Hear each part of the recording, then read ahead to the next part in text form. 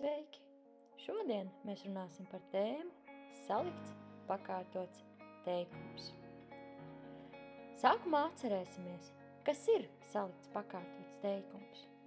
Salikts, pakārtots teikums ir tāds salikts teikums, kurā ir viena neatkarīga teikuma daļa un viena vai vairākas atkarīgas teikuma daļas. Un atceries, neatkarīgu teikuma daļu sauc par virsteikumu, bet atkarīgu teikuma daļu par palīga teikumu.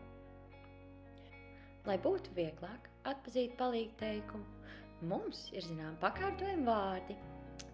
Piemēram, pakārtojumi saikļi – ka, lai, vai, ja, jo, tāpēc ka, līdz, līdz ko, tik līdz, lai arī, kaut arī. Attieksmes vietnieku vārdi – kas, kurš, kura, kāds, kāda. Apstākļa vārdi – kad, kur, kā, kāpēc, cik. Atceries, virsteikumu apzīmē ar taisnu stūri, bet palīga teikumu ar nogriezni. Piemēram, teikumā Spīķeru pilsēta ir tik populāra, ka tur tiek uzņemtas filmas. Šis teikums sākas ar virsteikumu, kas tiek apzīmēts ar taisnu stūri, un tam seko palīga teikums, ko ievada pakārtojums saiklis, ka, un apzīmē ar nogriezni.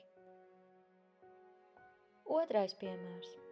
Lai tiktu ciemos pie brālēna, jābrauc ar autobusu. Teikums sākas ar pakārtojumu saikli lai, kas ievada palīga teikumu, un tam seko virsteikums.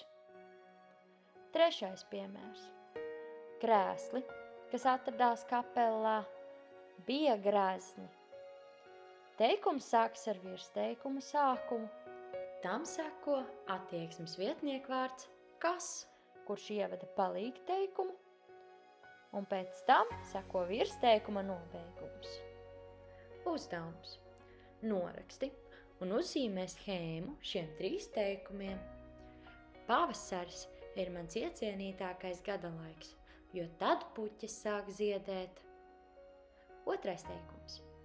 Lai māja būtu silta, to nepieciešams iekurināt. Trešais teikums. Vakar, tiklīdz bijām atbraukuši mājās, devāmies gulēt. Lai veicas un paldies par uzmanību!